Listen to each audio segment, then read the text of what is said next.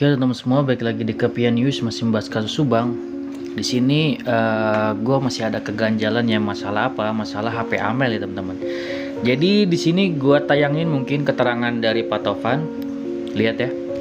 Kalau HP atasnya dari teman, setahu kami, pengakuan klien kami tidak mengetahui di mana lokasi HP Amel dan Di situ Pak Tovan bilang bahwasanya Danu tidak mengetahui HP Amel gitu kan.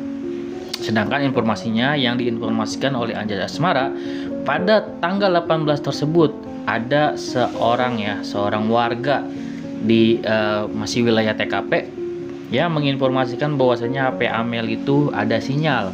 Kemudian dari saksi atau warga tersebut mengikuti sinyal tersebut dan ketemulah berada di satu saksi ya teman-teman, di rumah siapa, yaitu di rumah Danu teman-teman.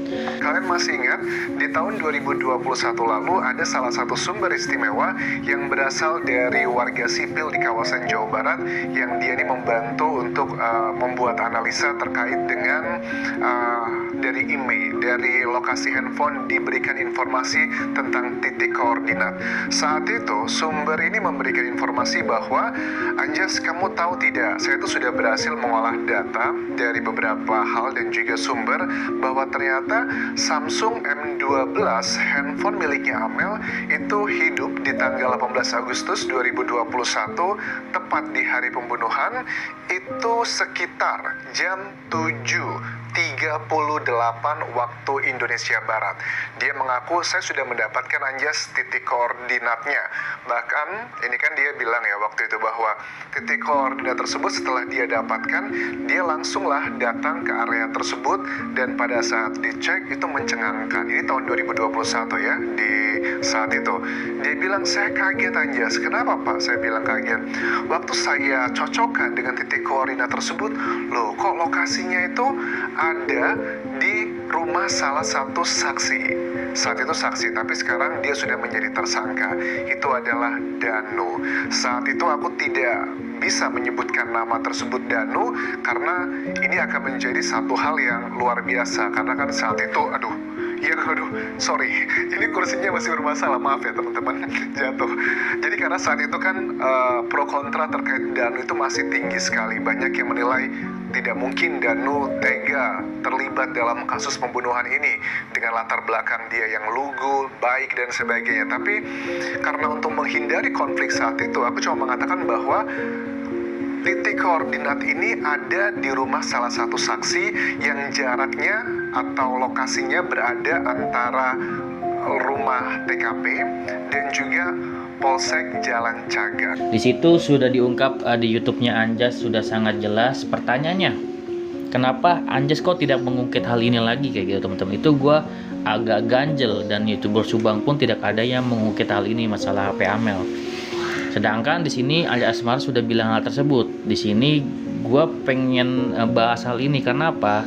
Harusnya Anjas Asmara ini melaporkan hal ini gitu teman-teman. Kalau misalkan hal ini adalah suatu hal yang penting, masalah barang bukti, di sini kita telisik nih, kita telusuri siapakah orang ini nih. Pastikan kontaknya ada di Anjas karena dia menghubungi. Apakah kesaksian dia ini benar atau enggak, atau dia hanya untuk memframing kan kayak gitu ke Danu gitu. Jadi di sini harus diusut, harus di BAP nih orang kayak gitu, orang yang menelisik untuk sinyal tersebut. Ini sebenarnya harusnya tugas kepolisian, tapi kepolisian sendiri tidak mendapatkan sinyal tersebut pada hari itu kan kayak gitu. Dan gua harap sih saksi ini bisa jadi saksi kunci itu. Apakah dia ini berbohong ataukah dia ini emang bener-bener sinyal tersebut mengarah ke Danu. Jadi seperti ini teman-teman, gue emang masih mencurigai ya bahwasanya Danu ini belum 100% jujur mengungkap semuanya. Gue harap sih semuanya bisa diungkap, walaupun itu yang memberatkan Danu. Kalau emang bener-bener Danu ngambil HP Amel, Danu harus bilang kayak gitu. Kalau dia mau jadi justice kolaborator, dia harus jujur sejujur-jujurnya.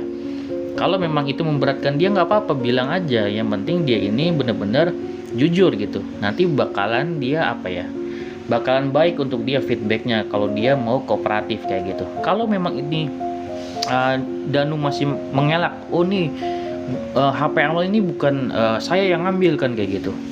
Ya ini kan saksi tersebut harus bertanggung jawab. Bisa jadi saksi ini adalah kaki tangan juga dari tersangka kan kayak gitu.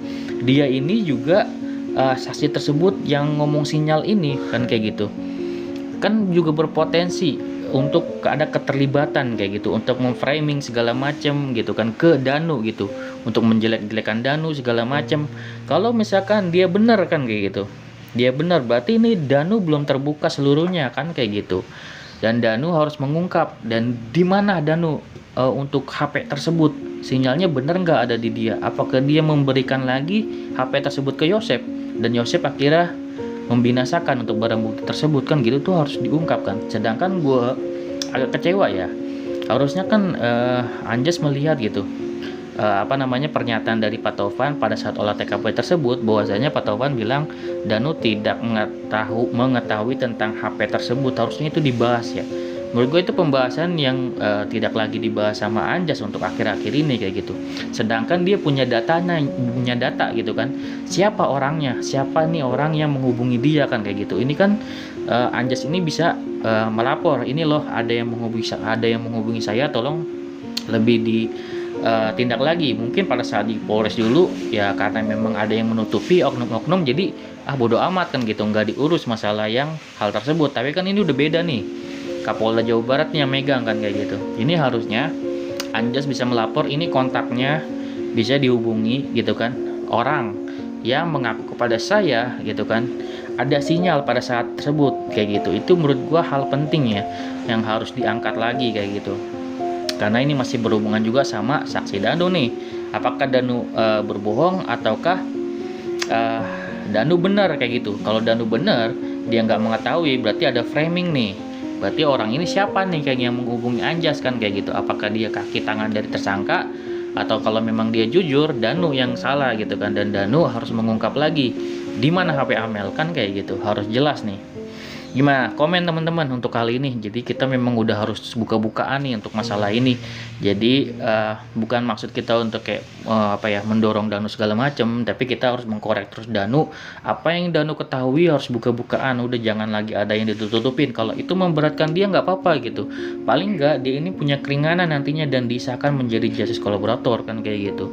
Jangan sampai ada yang ditutup-tutupin lagi, karena semakin dia menutup-nutupi atau yang memberatkan dia ditutupi sama dia, itu malah nanti akan mempersulit pihak kepolisian untuk mengungkap gitu. Tapi kalau dia mau membeberkan semuanya secara terang-terangan 100% gitu kan, insya Allah semuanya ini akan kelar. Ini masalah HP Amel nih di mana kan kayak gitu. Oke, teman-teman komentar di bawah mengenai hal ini. Ini hal yang penting menurut gue, makanya gue sampaikan lagi untuk kali ini. Jadi siapa saksi tersebut gitu kan, di sini kan harusnya diungkap nih siapa saksi atau warga tersebut yang menurut gua yang menghubungi Anjas, mengetahui tentang sinyal tersebut, dan dia telusuri ketemunya di rumah si Danu gitu kan. Apakah ini framing ataukah orang tersebut ada suruhan dari tersangka atau dari dalang yang ingin menuduh Danu atau memframing? Komen di bawah.